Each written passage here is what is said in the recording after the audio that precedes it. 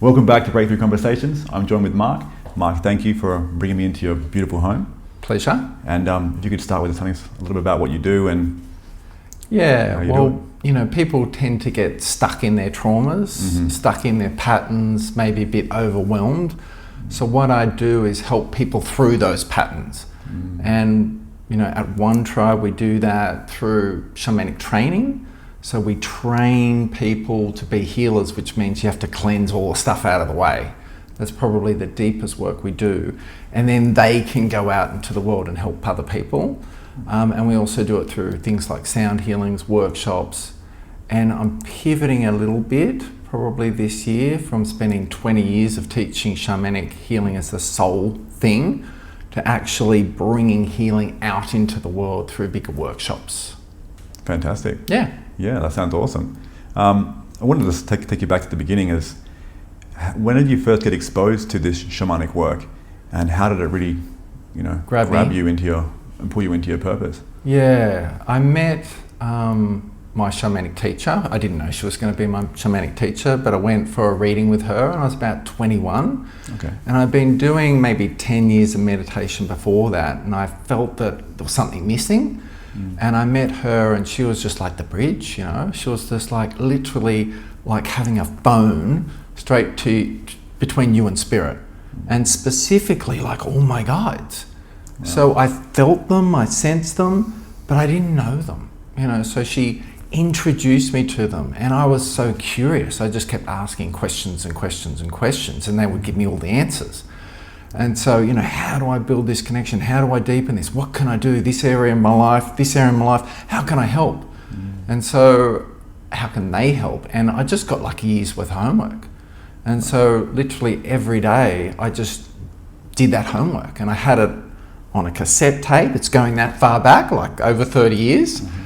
And yeah, I just listened to it. And then I'd get a year's worth of homework, and I'd come back, and the guides would say, great, you've done a year's worth of homework, what's next? And I did that for like 10 years in a row. Wow. And she just became my shamanic teacher, you know. She was a guide and a bridge.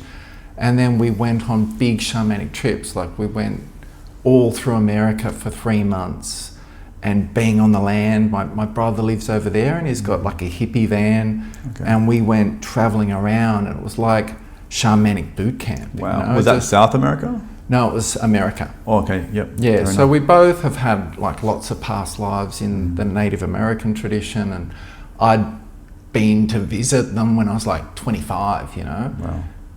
But we just traveled all the way through, and like the guides came on the trip with us. It was like pre-planned.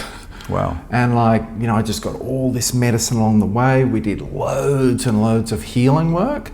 So we were guided to go to a lot of battle sites where there was lost souls and lost spirits. I didn't know anything about that, you know. I had no idea you could speak to trees. I had no idea you could speak to rocks. I had no idea I could be a channel for spirit, you know. So Sue was like the most unbelievable channel I've never come across someone so clear. Wow. And so I was just burning her out, you know. She was like way older than me, and it was like every day we were traveling, getting this story, recording it all.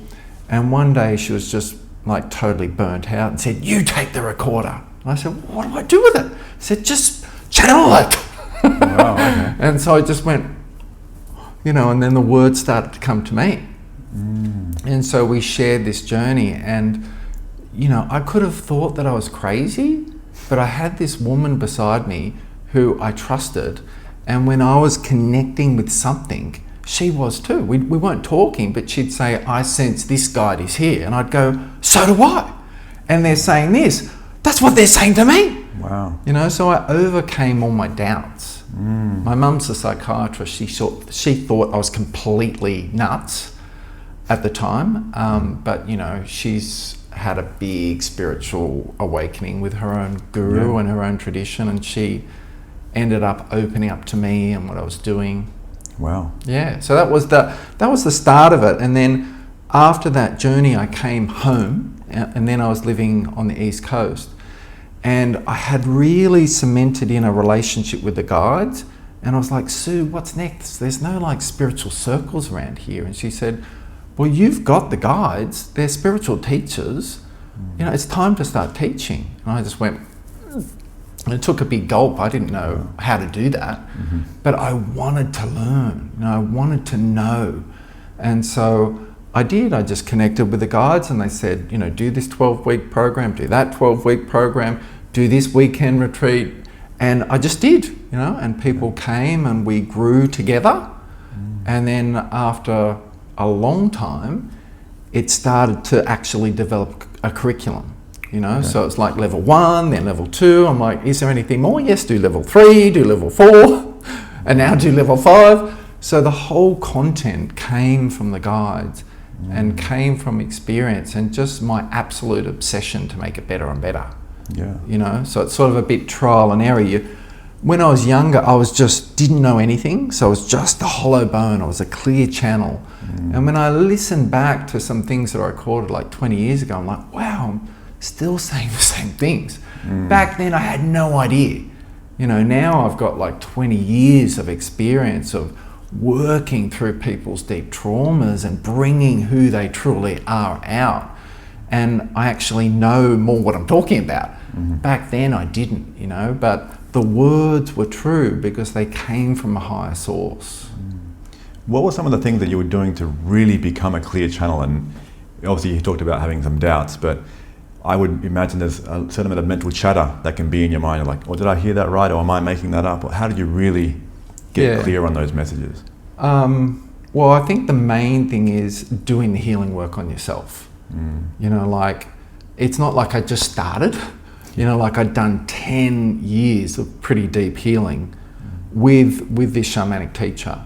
So I wasn't just starting, I'd already cleared out a lot, I'd let a lot go. Like I was in the corporate world at the top of my career, you know, and I was like, this isn't making me happy. And I just threw it in and I went on a different path. And I just trusted that path. And when you're young, like I started teaching at 30, I had no fear, you know, and I wasn't charging, you know, I did years of not charging. I just was called to serve, I was called to grow, and I grew through doing it. Like every time I bring through a new program, something new, I grow massively. So I haven't really had a sense of, you know, the fear, and it's like the calling to serve just gets rid of that. But when I started, the guides gave me copious notes. I was scared. I was a bit nervous, you know, so I was like, okay, we're doing this meditation, tell me all about it. And I often got the best by writing, tell me this, tell me that, you know. And then as the years went by, they just said, we're doing a meditation, you know, we're doing a clearing here. Because if you script it too much, you make it rigid, you know, and it's so much better to be in the flow. Like the best healing work, the best teaching work is in the flow, it's in the moment. You don't know who's going to come in the room. So many times I've sat down to do a class and done something totally different, like completely different from start to finish. And I'm like, wow, you know, I'm on the ride. You know, I'm not going through the healing journey they are, but I record a lot. So a lot of the programs that we do, I record and then I do them. So when I'm a channel, nothing's touching me. You know, I'm not releasing, I'm not clearing, I'm not burping, I'm not, you know, having big energetic vomits of getting stuff out, nor am I having ecstatic states. You know, I'm just like every word, every feeling, every sense, my whole being is like, what are you wanting to say? What are you wanting to do? And when you do that a lot, you build up the muscle of trust there, you know. But then, yeah, as I said, later on, they just didn't give me any information, you know, or very little.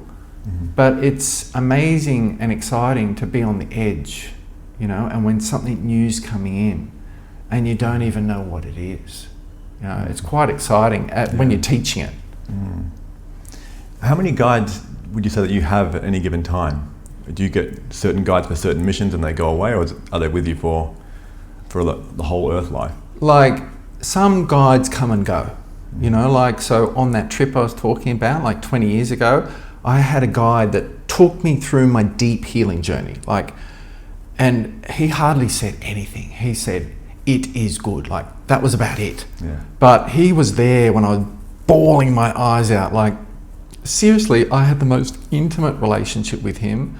I had a teacher who I trusted, had a deep connection, and I was really going for that connection. So after that 10 years of deep healing, like you never stop healing, because that would be stopping growing, right? So I had that deep healing, and then it was like, okay, that chapter's never finished, but it's mostly done. Now I got a guide come in who was a shamanic teacher. If I got a guide who was a mechanic or a rock, like an electric guitarist or a hairdresser, I would have done shamanic hairdressing, but he was a shamanic teacher. And so as soon as he came in, opening up to be a channel for that, he started teaching and teaching me too. Yeah. So does that answer your question there? Yeah, it does. Yeah. Because I was familiar with people having, obviously, spirit guides that are with them their entire life. Oh wait, I didn't fully answer your question. Yeah. Sorry. So since then, since like 20 years ago, I've had that one guide who teaches the one tribe everything. He's still there. It's still there. Now, over that 20-year period, like, I'm doing a lot of different classes, a lot of different workshops, a lot of different material. So different guides come in who are specialized at different things.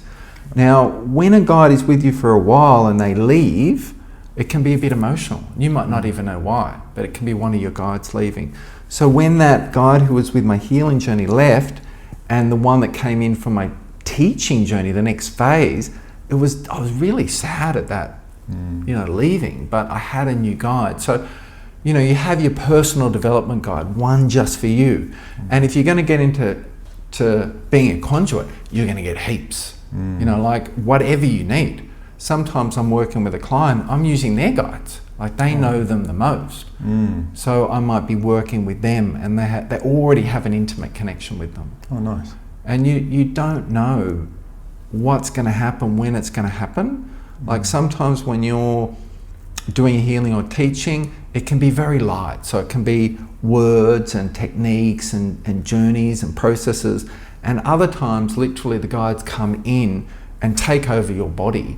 Not fully, they can for some people, but a lot. Is it like a semi-trance type of state? It is. Like, for example, I had a Tibetan guide come in. I've had a deep connection with that. Definitely had monk past lives in Tibet. Yeah. And this Tibetan guide came in, and I started doing deep throat singing. I'd never done it before in my life. I would have shred my voice trying to learn to do it, but he just came in and it just came out. Wow. Yeah. So it's quite profound. Yeah. When they do come in, do you feel like you lose sense of your regular thoughts and emotions, that you're just completely empty? Or I'm totally focused on what they want to do. Okay. You're just 99% of the time I'm working with them to help other people. Yeah. So, like, I don't matter in those moments, so it's like, what do they need? What do they need? What do they need? What guide's going to come in? And it's massive trust. And sometimes, like, some unique opportunities and situations that are like, none of my guides have dealt with this situation ever before. Wow. And I've never dealt with this situation before. And I'm like, okay, I'm waiting, and sometimes I'll have to wait even 5 minutes for a new guide to come in just specialized on that. Wow. Which is quite exciting, because if you're going to be a conduit and someone comes or people come, Spirit's not going to let you down. The universe isn't going to let you down. Something is going to come. And it's just that, like, passionate commitment to help. If you're wobbly on that, if you're like, I'm just going to help them this much instead of this much, you're going to achieve that. But when you're like, now, here, now, I'm committed, I will do anything, so, and your clients feel that. It's like, you may be ready to run, I'm not. Let's go to the depths of your pain, your sorrow, your trauma. Like, I am ready. And it's not like I'm doing it, but my team has got you, So you want your team to, like, that depth of connection so that someone can talk about when they're abused. You know, like the amount of times in the classroom we open up to people from outside and they come in, they're like, I've never shared this before in my life. You know, but in the first 5 minutes, the first 2 minutes, they're talking about it because finally they're in a space that can hold it. You know, and people don't have to hold things forever. Yeah. You know, it's like they survived it, they're just carrying the energy of it. And they don't have to be carrying that energy, they don't have to be defined by it, they don't have to be boxed in by it.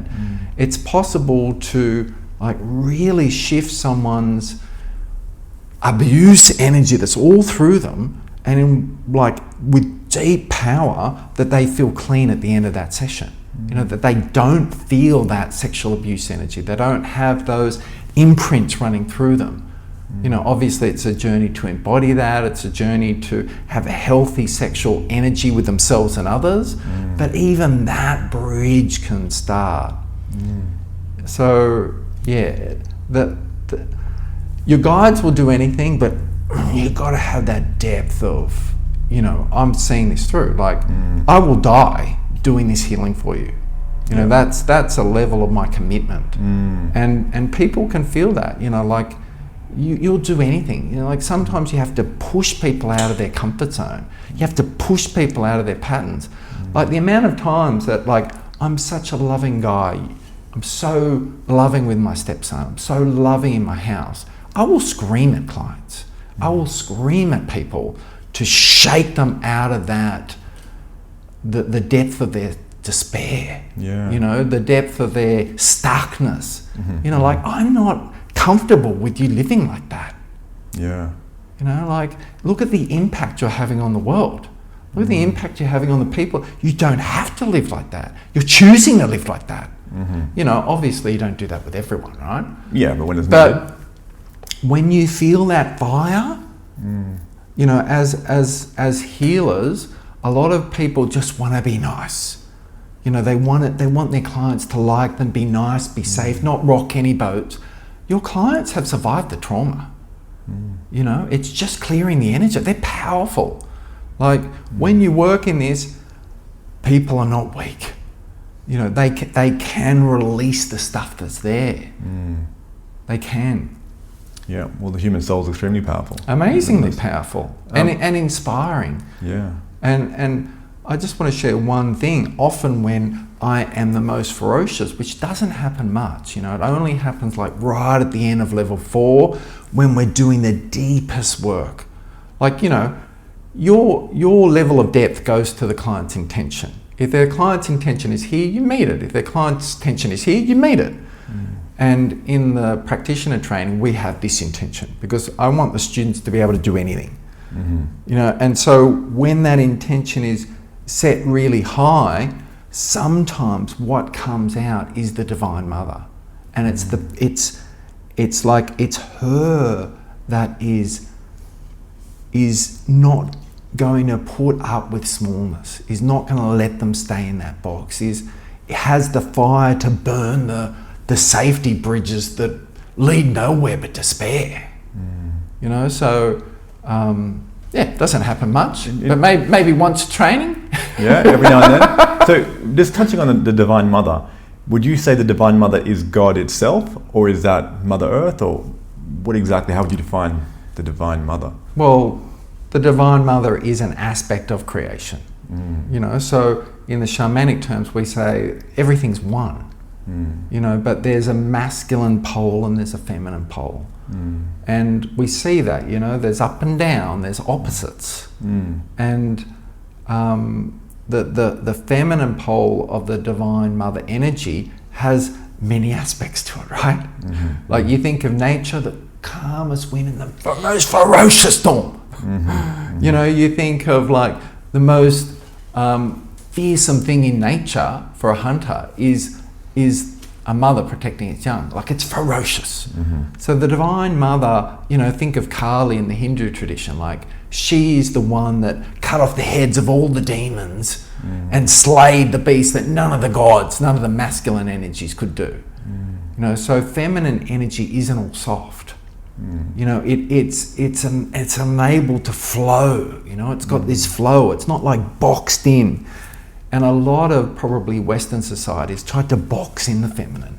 You know, be in this narrow lane. You're feminine. You're nurturing, but the feminine is erotic and wild and has a full flow.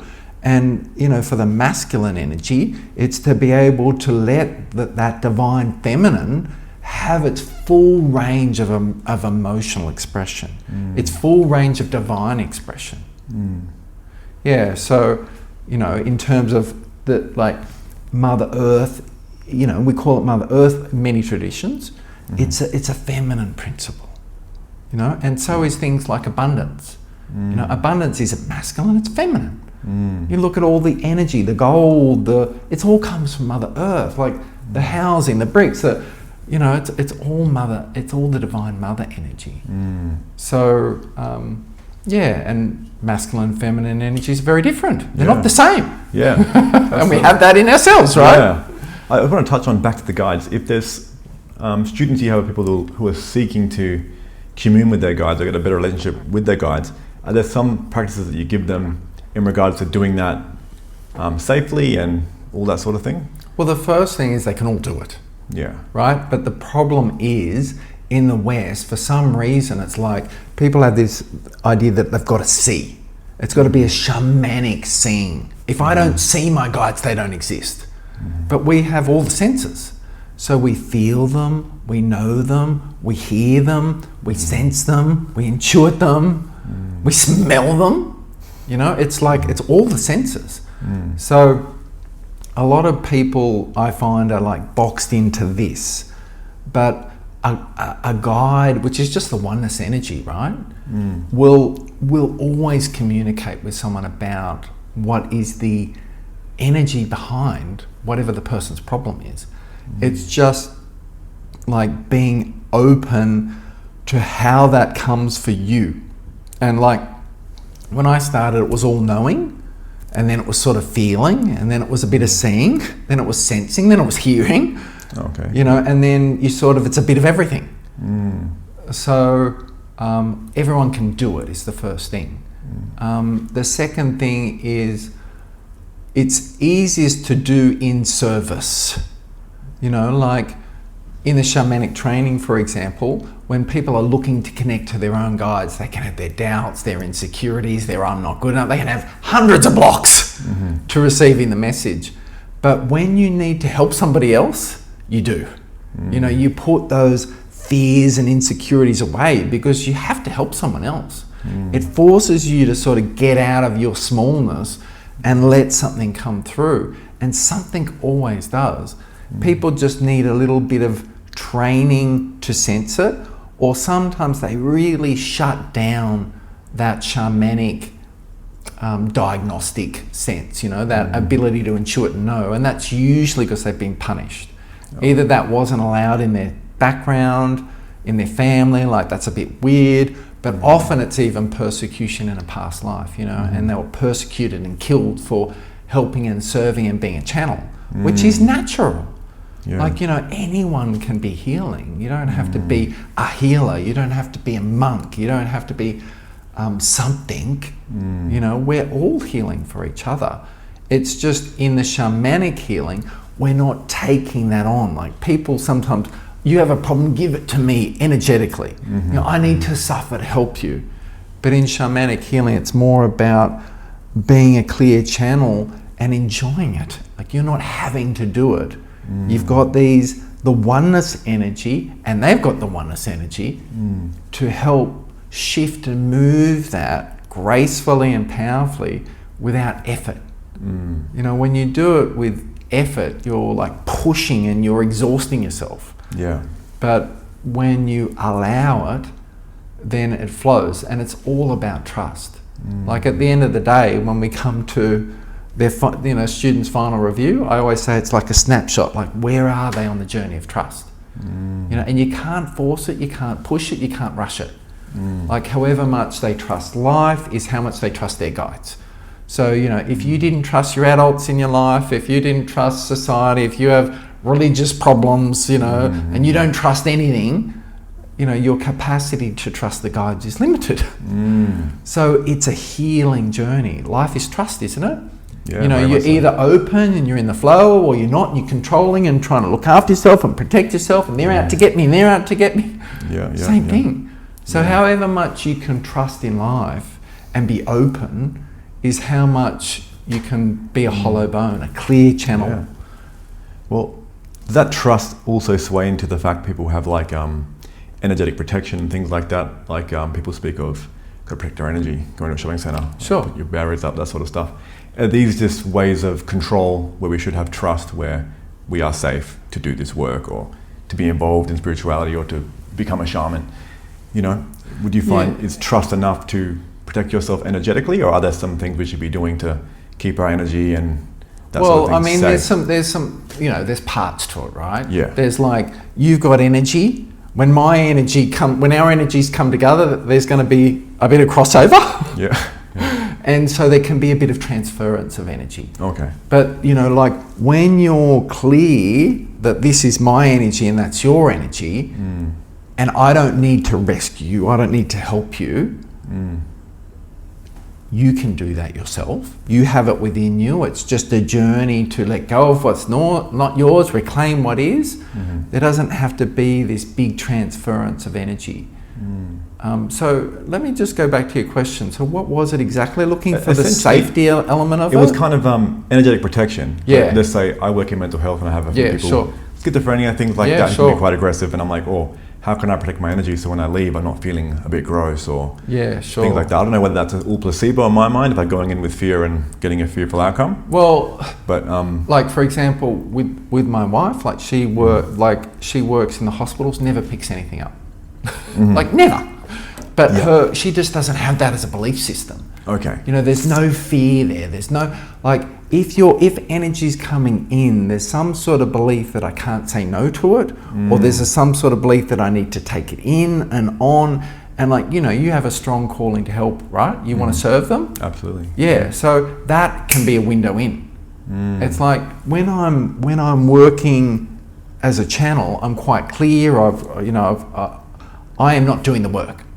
But I found that when I used to hang out with my friends and go places, I was like, someone would tell me their story and my heart would go, oh geez, I want to help you.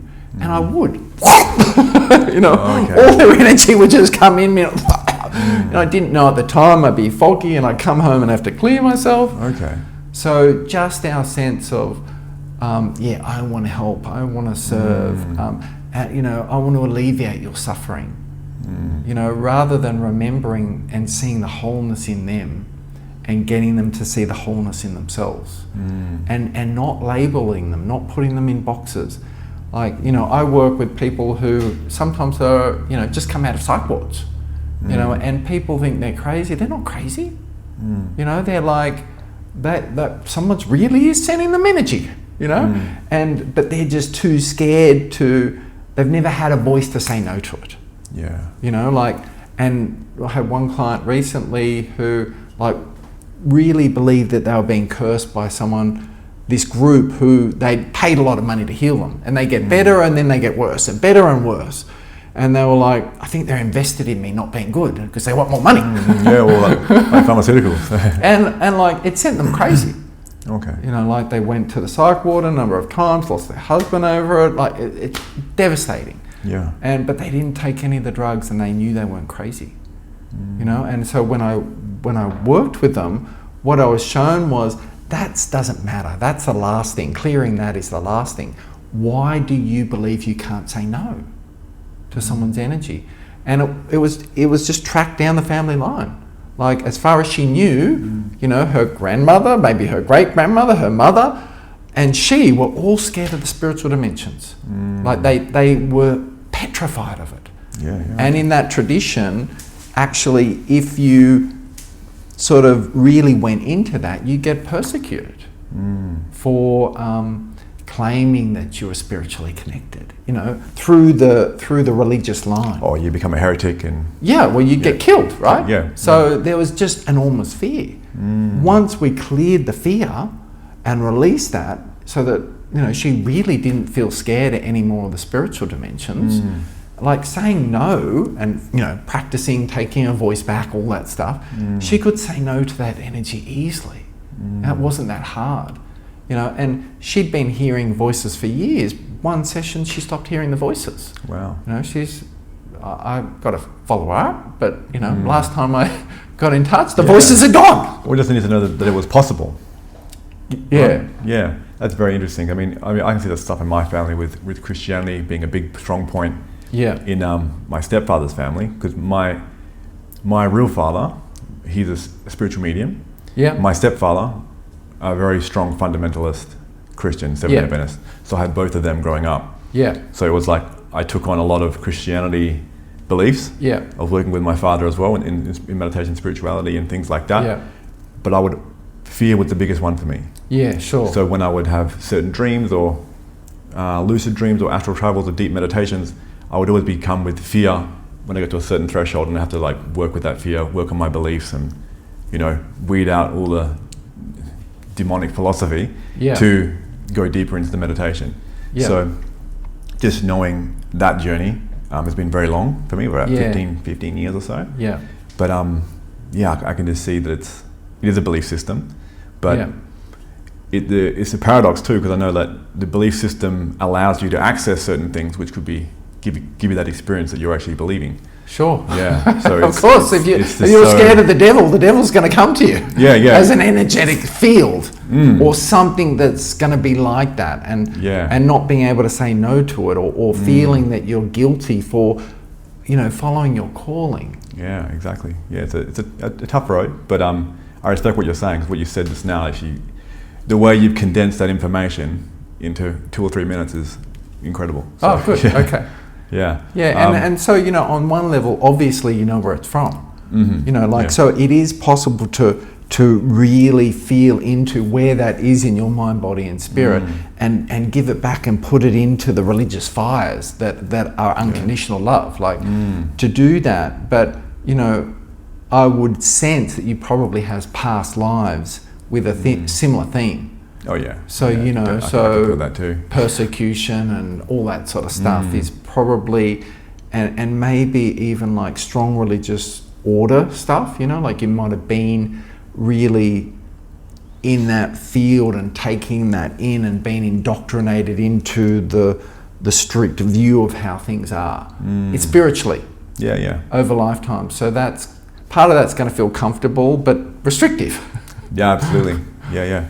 No, I can definitely sense that, and certain things can bring up guilt and all that kind of stuff. So having to work through all of that. Question for you actually is, a lot of shamanism is done with psychedelics, ayahuasca, and things like that. Yeah.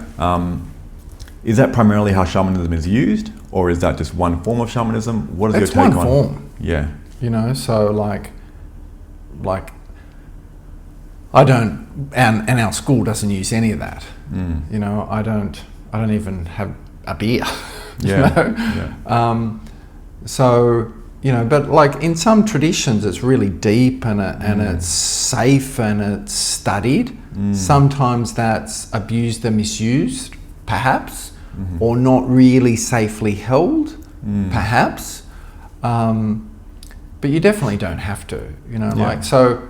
Yeah, when I was in, you know, over 20 years ago, I did travel to South America and I did hang out with the shamans, and but, you know, like when I went to the guy, I was like, he had a skull there, you know, behind him. And I was like, who's that? He said, that's my father. And he said, he was a shaman. And I said, well, what's that skull? That's my grandfather. He was a shaman. And what's that skull? That's my great-grand. Like he had like every father. There was like all these skulls. I was like, well, you have that's all the credentials I need. I feel safe with you. Yeah. There's like a whole lineage of skulls there. Yeah. It's interesting. And you know, so that felt right for me at the time, and that did awaken things at the time. But it's definitely not needed, you know, like to access the shamanic state, to be a bridge, to be a channel, to travel to any dimension. You don't need that. Yeah. But I respect that that's a path for some people, and it's just from my experience. sometimes students are looking for something outside of themselves. You know, so if you don't feel good enough, it's like, well, if I do this, that makes me better. Or if I have that gift, it makes me better. If I have that crystal bowl, it makes me better. If I have this crystal, it makes me better. And all those things on their own, there's nothing wrong with them per se. But I find that sometimes, and then it becomes almost like addiction. And then instead of it growing them spiritually, it does the opposite. You know, and sometimes their energy bodies weaken and they get attachments, and there's no growth there. Yeah. You know, so I see that pattern a lot, but it's like, you have to go through that, right? Yeah. It's like, love is outside of me. It's out there, it's out there, it's out there, it's out there, it's out there, you know? I mean, that's how it was for me with my growing up, you know? Like, I was looking for love because I wasn't getting it. But I had that experience so that I knew that love is in here. You know, that's why I chose a mother who wouldn't love me. Yeah, okay. And never loved me unconditionally, and agreed to that before we came down. Like, until I saw that contract between us, I was like, I'm such a victim here. I saw that and went, oh my goodness, this woman's so strong. She'll promise not to love me unconditionally, promise that, because I demand to find that in myself. I demand, I must have looked for it in other lifetimes. I'm like, I'm done with that. Who is going to be my mum and not love me unconditionally? It's a big, hard call. My dad was like, I'll bring you here, but I'm gone. 6 months old, he left, never came back. You know, so so we all have the thing, you know, that the wealth is out there, the power is out there, the love's out there, my spiritual gift is out there. And so, it can, like, the psychedelic thing can fall into that category for some people.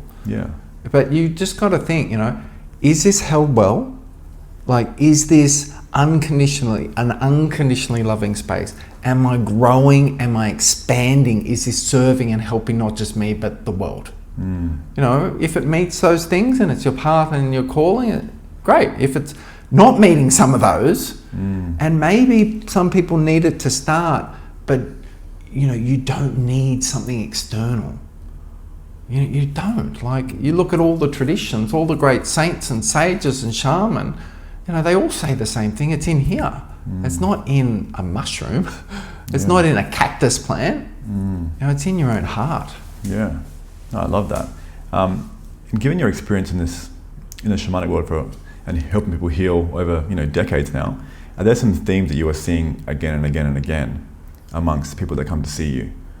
Oh, sure. I mean, you know, mostly I'm seeing people, you know, for the last decade at least, mostly in a shamanic space where they are healing themselves to serve others. So I do see people one-on-one, but I'm also, like, that takes up a lot of time to do all of those things and run all those workshops. And but common themes for sure amongst humanity, working with thousands of people, is I'm not good enough. Like, that has got to be number one. And if I'm not good enough, I won't be loved. You know, so that's probably the biggest fear people have. And other things are, you know, their voice isn't there. You know, they've been crumpled and stomped on and haven't been able to even identify their needs, and that they belong and fit in. So, and also a common theme is, especially in the context I work in, is I'm a bit weird and different and don't belong here. You know, so if you're spiritually inclined and you're like, I don't belong here, so part of me's out there. You know, like, spirituality is on the ground, isn't it?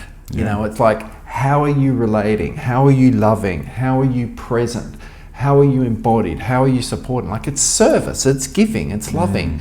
And if you're not here, your capacity to do that is weakened. So a common theme I see amongst, you know, people growing into their spirituality and service is, I don't belong, I don't fit in, I'm not welcomed here. I'm judged for being here. I'm the black sheep. You know, there's something wrong with me. And when you find that belief in your work, are you replacing the belief, almost like Inception, or are you just removing Sometimes, yeah. So, I mean, it's always good to replace a belief with the truth. Mm-hmm. And the truth is that, you know, none of those things are real, right? So if you look at a child, any child, like, do you ever look at them and say, you know what, you're definitely not worthy. You are not good enough. You're fat, you're ugly, you're a piece of, you know what. Like, you never think that. But people think that themselves. Yeah, that's very sad when you think of it that way. They think that they're like, everyone is divine, everyone's beautiful, everyone deserves to be loved. You don't have to like try. And when a child grows up in a healthy environment, they don't need healing. You know, they don't need to know that they're lovable. They know that. You know, they test that, they test their growth, but they have a voice, they have a strong heart, they're confident. Like, all of those things are natural. So you don't have to become enlightened, right? You already are. We all are, right? We come from the oneness consciousness. So most of the work I do is clearing what's in the way of that.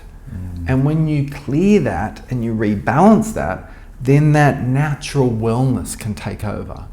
But, you know, you start the journey and a lot will come up, you know, because basically people stuff a lot down. Not just in this lifetime, but over lifetimes. Yeah. Okay. Could I ask some quick tools you give to people just for some advice if they're feeling a little bit anxious, overwhelmed, or having that feeling of unworthiness pop up? Are there things that you could do right then and there on the spot that could, you know, help them get through the day or the next meeting or whatever it may be? I mean, if it's anxiety and worry, it's usually about the future, right? Or it's about something in the past. So a good tool is to be aware of where are you storing time? Where are you storing time? So if your future is right here, everything's anxious, everything's worrisome because it's like right there, you know. And I used to do that, you know. So I used to have an event way down the track, and I'm like, it's not happening. It's not. It's like it's months away, but my future was right here. You know, when I put the future out there, and I put the past back there, I think I'd done a lot of work on that, and just came into the present moment. Like, I don't have to worry about that. I trust the flow that where I am is exactly where I'm meant to be. You know, so there's not this anxiety, there's not this worry. And there's different phases of the medicine wheel of your life. You know, so there's, you know, 0 to 21 is your youth. And then there's your adult, 21 to 42. And then there's your mature adult, you know, 42 to 63, and then your eldership. And often in this adult phase, we feel like we should be here, you know, in the mature adult phase, and we're not. You know, up until 42, you're just learning. You know, you're learning stuff, you're growing, you're taking skills in. You're not meant to have a grounded, anchored impact on the world. You're not meant to.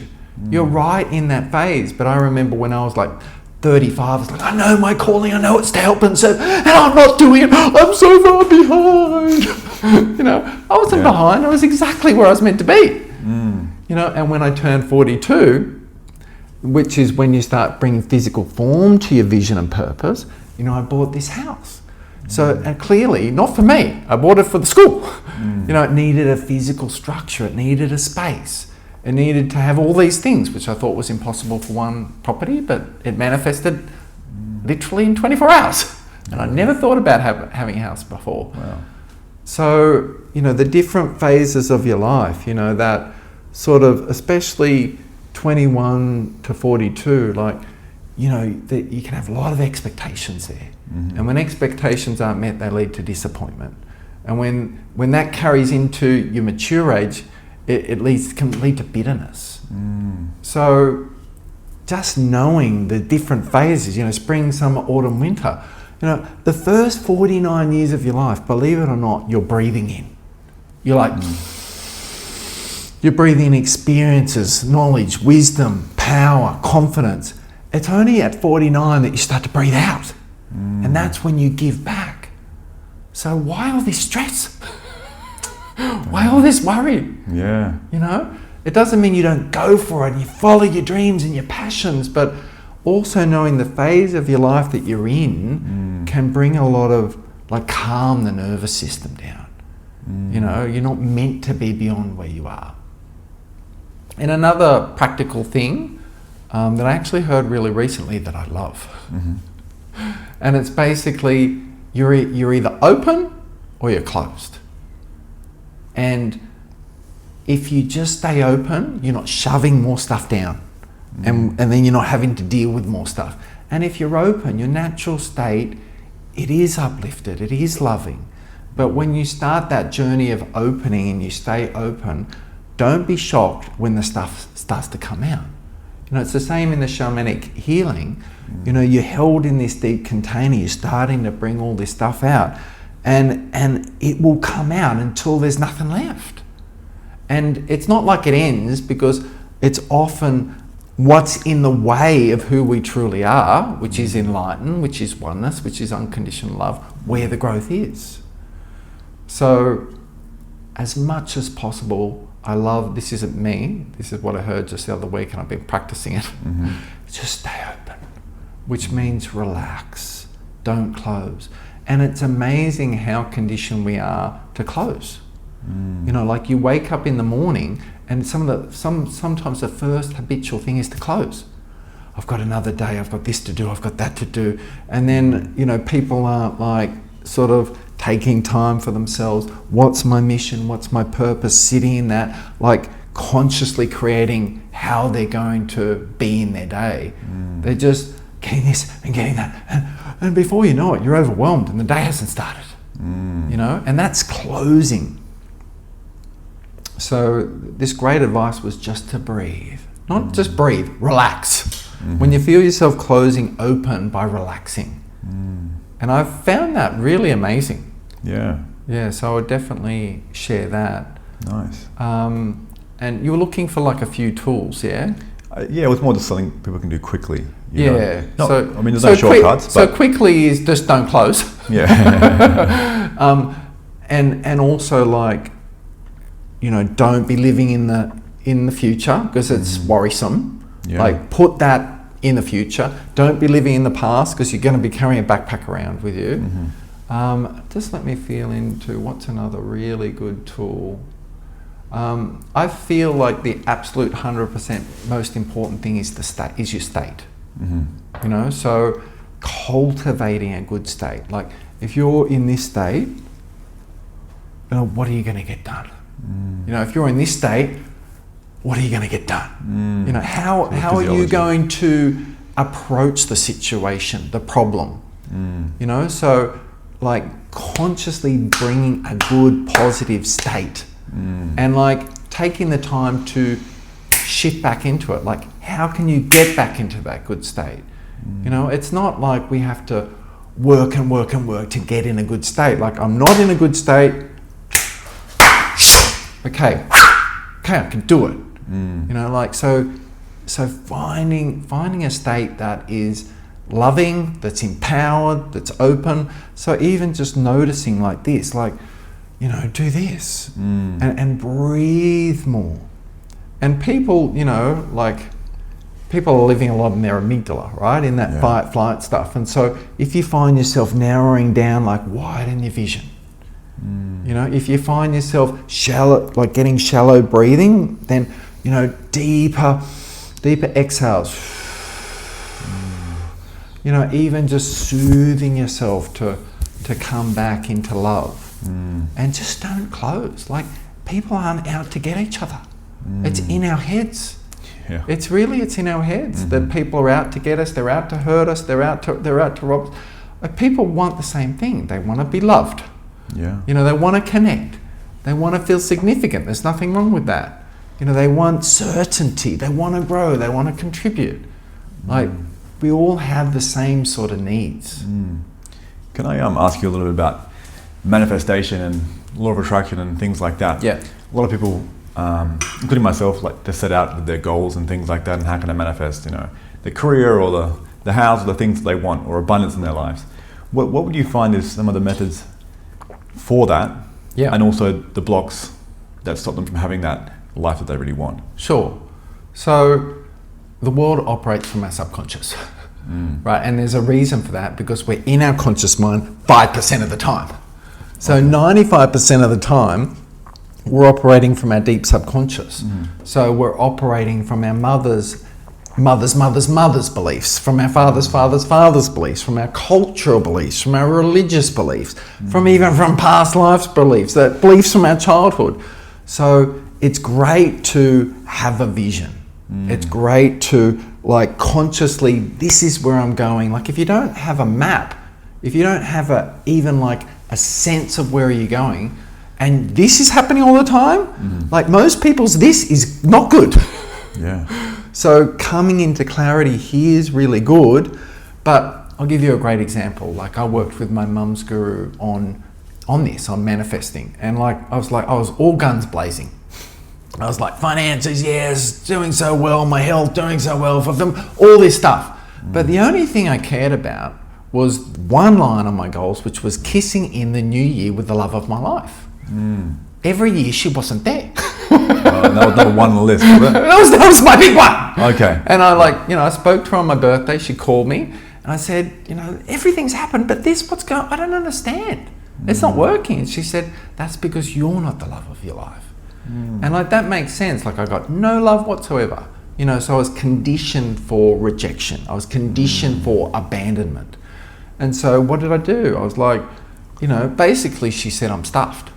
That's what she said. And then I spoke to my guides and I said, like, well, what do I do? I've done all this healing. My best friend, we swap healings. He's an amazing therapist. And they were like, you can do it for lifetimes, mate. You are stuffed. You are. Because you're so programmed for rejection. It's like if you don't give love to a children, like that's life. That's oxygen. Like that affects people's brains. Like scientifically, it's a massive thing. Yeah. So if you're conditioned for that, you need to like redo your life. And that's so they gave me a program to do called Shamanic Reboot, Return to Love. And it was like everything, like coming down, coming into the family, living like not with competition, but from my heart, finding the love of my life, going all the way to death, like redoing it. So reprogramming that subconscious. It was like 6 sessions. And I did them. So I did, it takes 40 days to rewire the brain. So I did the 6 sessions at the end. I'm like, I'm so ready for love. And I said, but I better do the 40 days I committed to. Then I do day 7, which is day 1 again. I'm like, oh my God. And I had this whole big cycle for 40 days of washing this stuff until, full moon. We had a full moon like last night, an eclipse, amazing. And we always have a ceremony, me and my wife, on the full moon. And I was on the full moon, I was on the dance floor, and I was like, my brain only saw people who weren't going to love me unconditionally. They got a bit better, like they got less like my mum, but they still were not available emotionally. And I finally said on the dance floor, I don't know where it came from, I was like, what does love look like? What does it look like? And I turned my eyes and there she was. Like, someone who loved themselves, someone who had embodied love. And I had done all that work on myself that I could finally see what love looks like. And we got together, we made a connection that night on the full moon, and we've been together ever since. And every full moon we do a ceremony, we do a talking stick ceremony, we commit to our love, we fuel our love, we're passionate about our love, we don't just let it be idle and not cared for. So awesome to have the, your I am statements, like in the present. So I am kissing in the new year with the love of my life, like that's something that is going to make your heart go But if it's not working after a short amount of time, there's a block. So if it's a block financially, go and find someone who can help you unblock that like get to the root of it. If it's your health, get to the root of it. There's an energetic, emotional, spiritual reason for that. It's that physical thing's trying to tell you something. Go to someone who can help you do that, or go to an expert on it. That program that you wrote, A Return to Love, Yeah. 40 days, right? Yeah. Well, it's 6 sessions, but sessions. the recommendation is to do it for 40 days. Okay. Yeah. What does that look like, roughly? Is this something you do on your own or It's in the community? it's a recorded program that I was the channel for. Mm-hmm. I was the channel for everyone else, but it was for me. Hey, well. So, like, as I said, you can be a channel. Don't buy into the channels are pure and that they've done all their work. Anybody can be a channel. Don't never put someone on a pedestal. Like, I have hung around so many teachers. I used to have gurus stay at my house, meditation masters. Somehow they'd end up at my joint, right? Mm-hmm. And don't believe that they have all their stuff together. It's how they love in life. I'll never forget Uncle Bob Randall, Aboriginal elder, like the Dalai Lama of Australia. He was from Uluru, and he stayed with me. I was like, that's what love looks like. That's embodied. And how did I know? Because we were going to Kentucky Fried Chicken, because that's what he wanted to eat. Yeah. and his daughter called. And the way he spoke to his daughter, I've never seen anyone speak to another human being like that. My daughter, I love you. So just pure love. And his teachings were love, but he had embodied it. So, like, I'm just a person. You're a person who's obviously a man who's looking to channel stuff, right? Through your craft, through your conversations, through your heart. But, like, I'm just a person, and it's okay to be a person. So if you're a healer or this or that, don't think that you should be someone else, but try and be a good person. Like, Uncle Bob Randall, amazing, but like my teacher is the most morally integrity strong person I've met. And one of my co-teachers, Mandy, I'll say her name, she might be embarrassed if she listens to this, impeccable integrity. So doing this stuff, it's about how are you in your day-to-day? How are you with your kids, with your wife? It's okay if you're not perfect. We're not meant to be. But can you do your best? Can you put your small me aside and find a bigger thing, And what matters most? Like, when you're on your deathbed, are you going to be like, oh, I'm glad I won that argument with my wife? I'm glad I was right and she was wrong, and I bet she loved that. Yeah. It's going to be about how you relate, how you cared, how you were there for people. And everyone's got their way of doing that. Like, the way I care and the way I express is in my work mostly. I genuinely, like, it doesn't matter what's there. Like, when I'm with someone, that they are the only thing that matters. And I will die for them doing that. Like, it's full service to them, like, I will go to the ends of the earth with them if they're willing to go there themselves. Yeah. Can you share with us a story in regards to a healing you may have done or a class that you may have run where something was very intense, or when you did have to go to the depths of hell to help this person, whether it be entities, attachments, or just some deep trauma, and what got you through that? Well, it's always faith. Yeah. And it's always trust. And it's like, it's just trusting that you'll be guided. And that might just be holding someone while they're bawling in your arms, and stroking their hair. It might be, get up, we're getting this out, like now. It can be like that. So there's full spectrums, but at the end of the day, any channel, if they're honest, doesn't know what's going to happen next. It's not like that this is going to be perfect and this is going to work out a certain way. Like, you're a channel and you're feeling it out.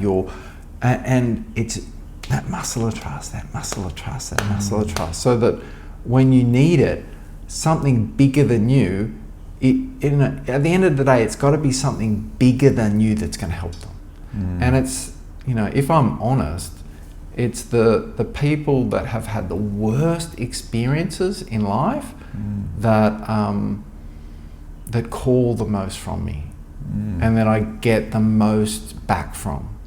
It's like, the horrific abuses that people go through, like, you know, you don't hear about this stuff. In my work, I hear about this stuff. I hope people don't hear about this stuff. Mm-hmm. You know, it's worse than what you hear. It's worse than the movies. But, you know, when you see someone and work through that and come out the other side and really, that's sort of like the thing that somehow, I don't even know what to say, but it's like, it's through going through hell that they become an angel and can help other people. You know, it's like, yeah, some are really heavy. Yeah. You know, but you know, I don't know what's going to happen, but I trust that something will. Yeah. And I will see it through, and I've been shown a lot. You know, you don't start with doing a trauma camp. You know, I used to run trauma camps. Okay. I used to run sexual abuse healing camps. Mm-hmm. You don't start there, right? You start channeling some animal medicine. You know, but you grow, and then, you know, the support comes in to support that growth. And as long as you're doing it to help people, not for your ego, not to like prove that I can do this because my mum didn't love me and my dad wasn't there. You know, you're doing it genuinely to help and serve. And it is trust and it is experience. And if you have the trust and the experience and the training, it's not unsafe. You know, so a lot of people don't go to abuse, and they don't even say, they don't even, like, you can't even talk about the abuse. I'm like, what happened? What happened? When did it happen? And the more that you can, like you're talking about the weather, the more their system relaxes, because someone can finally help me. I don't care about the details, but asking about the details calms the person down. Yeah. Because often when they share, people go into shock. Or worse, someone says, you know, mum or dad says, that didn't happen, because they can't deal with it. Yeah. How can they deal with that? People can't deal with that. I would shatter their soul for some people to have their daughter or their son go through that. And like they gave them to the predator, or they didn't protect them. Like that's hard for some parents to, they don't have the consciousness to be able to support. So it's just no. Yeah, shut down. Yeah. And some people feed their kids to the predators because that's what happened to them. That's very deep work. And it's like very, very rewarding, and no one hears about it, no one knows about it, and they don't have to. But it's like, you know that you've done something meaningful that day. Yeah. You know, it's like stuff what's happening here, stuff what's happening there. Like, you know, like, thank goodness that I was a channel for that person. Yeah. You know, and it's not, in the shamanic thing, it's never about you. You never take ownership. You never say it's me. But thank goodness that somebody was there, and I happened to be the one that was there to bring something through. And it's not me. You know, and I say it again, you see the great transformers of this world, you might think it's psychological, you might think it's a faith thing they're doing or something, but it's trust, it's grace. Something else comes to help these people, the shattered ones. You know, you can help someone psychologically and you can clear energy, but the shattered souls need a lot of grace. They need a lot of love. Yeah. I mean, no soul's given a burden that it cannot bear. Right? That's right. That's right. There's always something there to help you through. There was something I was meaning to ask you. When it comes to things like, I know that in my family and me personally, I've dealt with things like sleep paralysis, where you're falling asleep or you're half asleep and you can't move, and you may see things or have a really fearful experience.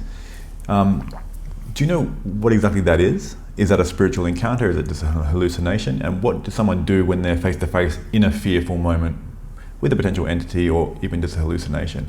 How would you be able to break that fearful state and come into, oneness again? And well, I'm not a sleep expert, right? So I reckon there's probably better people out there than me to talk about that. But I can talk about energy. and I can talk about spiritual energy coming at you.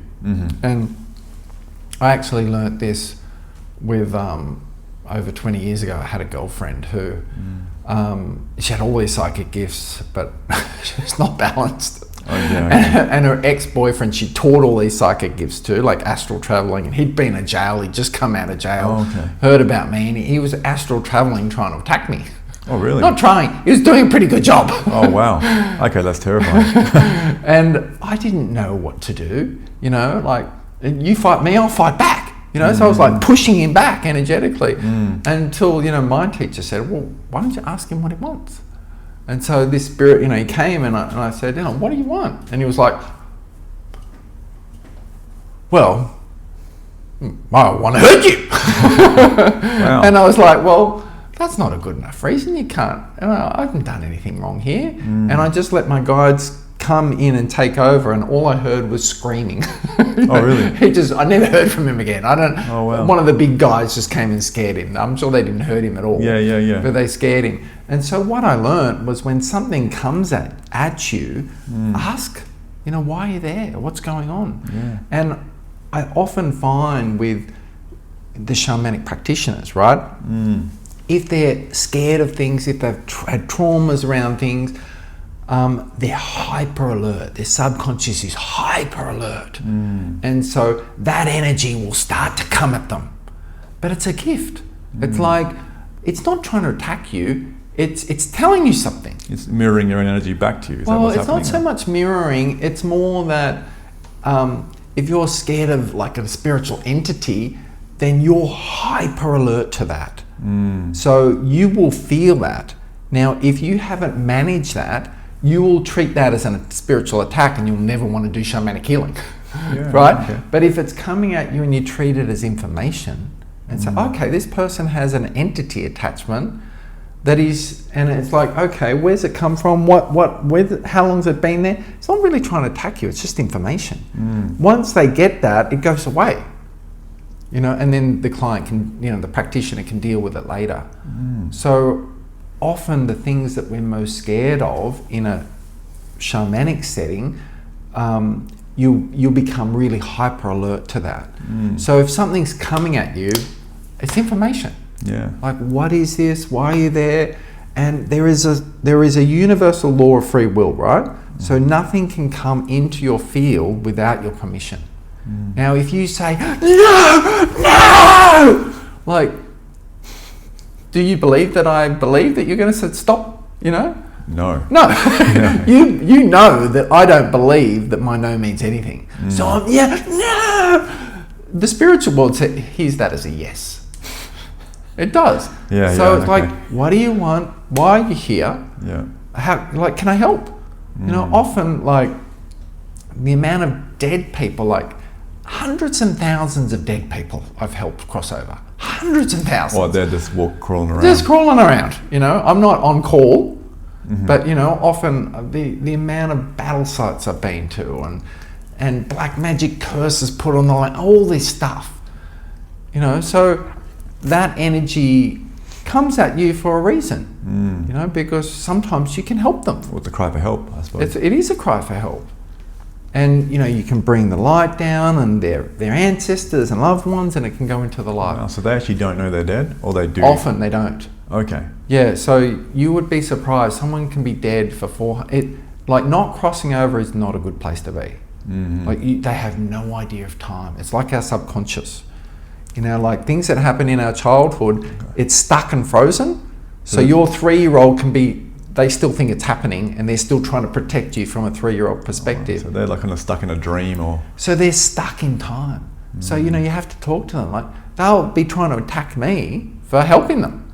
And I'm like, I hate to tell you this, but you there's none of your kind here. They're probably a lot of reincarnated as white people or whatever, different people. Do you think they're still at war in a way? Like, if they were fighting a war and they died, would they still be reliving those memories and think they're still at war? Yeah, and they're protecting. Yeah. You know, so they're like, keep out, this is out, you know, but there's no one they're protecting. They're not there anymore. Wow. So it's just talking to them. And, you know, when I first started doing this, like 20 years ago with Sue, we didn't know what we were doing. It was like, we're trying to talk to them, and they're like, oh, we don't believe you, white guy, you know. And we're like, no, really, you're dead, you know. And then it's like, then no one's here. It's 2000 and now 26. Back then, it'd be 20 years ago. Yeah, yeah. You know, like, you just go into the light. They're like, I don't trust you, honky. You know. And so what we learned to do, the guide showed us, was to bring the light down and bring someone that they loved and knew them, who has crossed over. Wow. Because often in different cultures and beliefs, if they haven't had the rites of passages for death, their beliefs is that they don't cross over. Or a lot of dead people are like, really believe that they've been a sinner, and they're like, I'm not going to hell. Oh, I'm going to stay here. They stay in limbo, yeah. And a lot of people unfortunately keep their ancestors here. So someone passes and they're like, oh, don't go. And then they kind of hold them there. But when you hold, this is for people, you'll know, when you hold the person there who's crossed over, now do you think you feel that grief every day? Of course you do. They're right there. You're holding it in. They're right there. I'm reminded, they're right there. Like, they're not here, they're right there. They're like, you just, that grief doesn't go away. You know, but when you let them go, it can hurt. It's like ripping off a Band-Aid for people. But then they can go into the light. Then they can be free. And it's not great to keep someone here, because you'll die and they'll still be here. Like, you know, like those people don't know time's moved on. Yeah. So there's a lot of that sort of, so don't be scared of the spiritual world. I was never really scared of it. Yeah. You know, except at the beginning when someone's trying to like hurt me. Yeah, true. I remember big guy, you know, big Maori guys taking swings at me. Gosh, I remember I spoke to a medium. She's like, you shouldn't fear the dead, fear the living. Well, we shouldn't fear anybody. Even better, fear none. Fear none, yeah. So, but you know, like people who are dead, you know, they often want some light. They often want a home. Yeah. So sometimes a dead person, if you don't have those boundaries up, you know, it can happen that they will come and be with you. Especially if you're full of light and starting to be in the light. Not to be scared, but just to be aware. And so sometimes you'll be a vegetarian and you'll be like, oh, I really want some Maccas. I really want a hamburger. And I'm like, I'm a vegetarian. Or like, I want some cocaine, or I want some heroin. Oh, really? They can be dead, and then impulse them to live through them with their old habits and indulgences. I have heard of that, especially with alcoholism too. A lot of people die who are alcoholics, who linger around these places to try and, you know, quench their thirst. Yeah, quench their thirst. They don't have a body anymore, so you know. I tell you a true story. Yeah. Like, you know, I didn't really know about negative entities and energies until I had an awakening. You know, I had an experience of one. I had to clear it, and it was a big deal. And then Spirit showed me them everywhere. And I once went to Oka, which is like a really cool sort of band. And it was in the dingiest, grimy sort of place. And I was sitting there, you know, I don't drink and don't take drugs, you know. And I'm sitting there and I'm just looking around the room, and they were all in the room. Oh, wow. They were just everywhere. I'm like, they weren't attacking me, they weren't attacked, but there was a lot of company in there. You could be in there on your own, you had a lot of company. I mean, what were you sort of seeing? Was this like this sort of shadowy figures, or were you seeing shadowy figures? Yeah, and things? It's like the guide switched on this switch for about a week, so that I would see it and know it. Wow. Everywhere I looked, I'm like, there's one there, there's one there. She's got one, he's got one there. It's everywhere. Wow. You know, but a lot of them are just to help us and protect us, and they're long-term relationships that are supporting, you know, some belief system. Yeah. You touched on that on some of your content previously, but entities can stick to you or be attached to you due to your own beliefs? Well, you can have ones that are with you for a long time, like they can even come through past lives. So for example, just say you're hurt and you're like, I will never open my heart again. So you can actually get a protector there. That can be a past life warrior energy, it can be a warrior energy from other lives, and there's literally a gatekeeper there. Wow. Now, what we should say is, I will never love again for 3 months, you know, until I overcome this pain. But people make this permanent thing. And then obviously, 6 months later, they're like, oh, I'm ready to meet someone again, and then someone comes in and that person has a gatekeeper, a guardian. They're not getting in, even if they want to, because they decided to shut their heart, and there's an energy guarding it. So there's all sorts of energy. So you can have I'm not good enough energy, and that's gone right down the family line like an energy that's an entity, and that will hold you down and make you believe that, be through your head, be through your solar plexus, your base chakra, all sorts of energetic. It's like hooked in. Its purpose is for you to experience that you're not good enough. So there's but there's a reason they're there. They're often helping us. They're supporting a belief. If you have a belief that there's lack, there's not enough in the universe, like that's not a true belief. Like, if you look at nature, it's abundant. You go into the desert and there's life.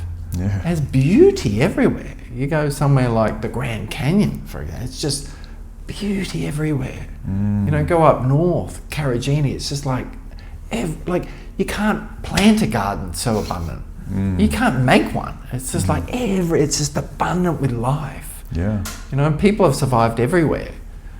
So nature is abundant. So if you have a belief that there's not enough to go around, you have to work really hard to get it, rich are bad and wrong and nasty. Like if you have a belief that rich people are bad and wrong and nasty, are you going to want to be rich? No. Hell no. So you're going to have energies making sure you don't get rich. Or if you have a belief that you have to work really hard to get money, like your belief creates the reality. So, you work hard to get the money, and if you have a belief it doesn't last, I have to work really hard to get the money that doesn't last. That's not nature. That's a belief. That's not nature. That's not natural.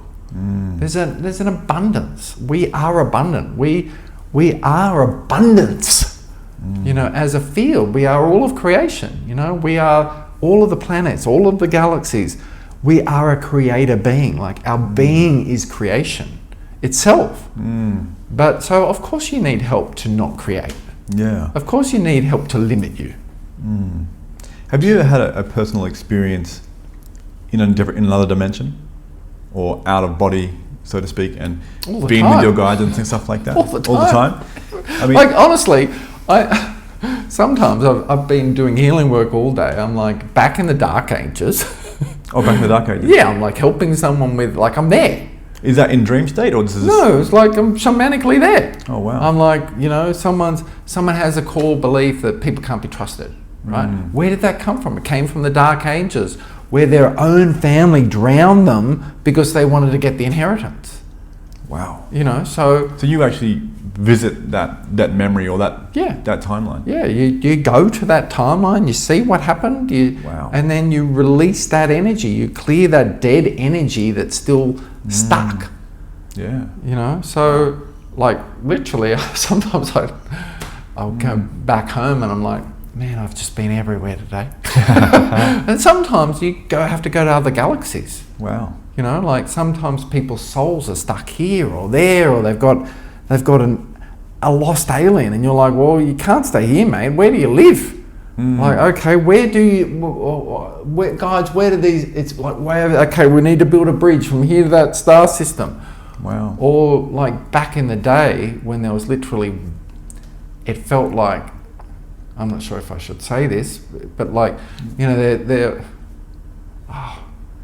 people who need to hear it will hear it, but but probably 2012 to 2020, I reckon, it was almost like an energetic war with I know people think I'm crazy, but beings from other dimensions and planets. Oh, like spiritual warfare type stuff. Yeah, it was like literally warfare for this planet.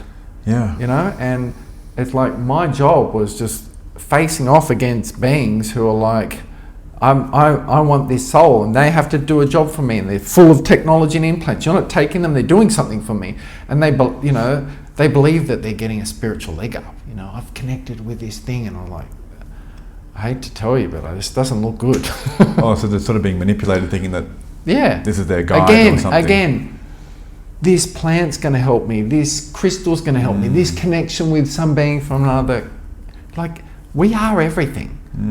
But when people have that, you know, something out there, what these energies do, like obviously we are star-seeded, there's unconditional love out there, we are all of creation. Yeah. But some beings from other dimensions and planets, and maybe you might not even include this in the video. Let's go. we can go there, that's fine. But they just tweak people's third eyes. They just tweak a little bit, and so it's a bit sharper, it's a bit clearer, but at a cost. It's like, I do this for something from you. Oh, okay. So there was a time when there was a lot of heavy energy until I think about 2020. And there's a big shift. Like COVID would have. Well, it's the awakening. Was a of the physical planet. manifestation of that, right? Yeah, and they left like that. They're still around, but not like. Not en in masse. droves. Yeah. Like, oh man, running a shamanic class with that in there was hectic. Yeah. It was a hectic 10 years. Yeah, no, actually that was a very hectic 10 years, to be honest. Yeah. I'm just remembering it now. Yeah, so it's a lot going on there, a lot of energy going on there, now it's so easy to shift, it's so easy to clear. It's not this battle for sovereignty. It's like, we've raised our consciousness to a sovereign state, and now it's like, well, let's access our gifts, let's access our love, let's access our interdimensionality. I didn't express that right, but our divinity, our purpose, not just like, let's just say sovereign. That's very interesting. I did mark 2020 when COVID first came out. I thought things would get a lot worse for me, but things got a lot better for me and my family and my friends during COVID. Yeah. Just better careers, better businesses, things started to take off. I'm like, well, this is very interesting. Yeah. So I feel like maybe it was time for it. It's like, it's actually made forced time for a massive global change in the way we do things. Yeah. And so people aren't always at the office. Sometimes they work from home. And is this a career I want to? Why would, I saw a stat, like 87% of people do jobs they don't like. Yeah. Jobs they don't like. That hurts me hearing that. It's scary, isn't it? It's like, we should be doing what we love. Well, there's a stat I saw on heart attacks, and it's like the most common time to have a heart attack is Monday morning between 6 and 8 a.m. That's right. People just die thinking of going to work. That's right. That's right. And that's horrific. To think, that people are, so it's great that we are shifting. And my mother's guru talks about that we've been coming out of Kali Yuga, which is the age of darkness, and we're coming into Satya Yuga, the age of light, the golden age. So we've been in this massive transition period. So the old way of being was fear-based, the new way of being is love-based. So it's like, you can just erase those negative fear-based thoughts and replace them with positive love-based ones. And that's why healing's exponentially easier. That's why I'm sure that those energies of definitely fear and not love, kind of the amount of love on the planet, the ascension of the planet itself and us sort of created the space of peace, created the space of potential, created the space of us taking time to really find our potential. And it's more time's going to happen. Isn't it? Like more AI is going to happen, more robots are going to happen. Like we're going to have more time. And what are we going to do with it? How are we going to use it? How are we going to be? How are we going to create? Again, another opportunity to reframe, to find the spiritual nature of life, to find love, to think about what matters, not just be surviving, doing another day, another dollar. Yeah. That's great to know, that it's obviously that clear for you doing this work for so long. You've seen the vast difference between 2020 onwards and 2020 backwards. Yeah. A big difference there, a huge shift. And I've absolutely loved and been lit up by helping helping the planet in the littlest of ways, which is just with one person, move from the age of darkness into the age of light, and consciously, like giving people conscious tools about, like literally you can make a list of what's the old way I used to operate, you know, the fear and the tension, and then write down the opposite of that. You know, how am I going to be going forward? Instead of fear, I'm going to be love-based. I'm going to be generous instead of, you know, tight. And literally just rub out the old and feel it erase out of your system. Like just rub it out, and then focus on that, and let that be your guiding light. Let that be your path on any topic. Yeah. I've got a couple questions before we wrap up about the Divine Mother and creativity. How would people have a greater connection to the Divine Mother and their creative center to share their gifts, to get out there if they're sort of, they can feel themselves a bit enclosed or having a creative block or just feeling a bit rigid? How would someone break through that? What are some things you could... Well, I mean, your creative center is your sacral chakra. It is your sex chakra, really. And that's where all of life is created from. So cleansing that, clearing that, like really going into, you know, removing that.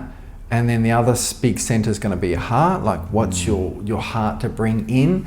And really what I feel a lot of us are working on now is our throat, and clearing the throat so that you can express your creativity, you can express your divinity.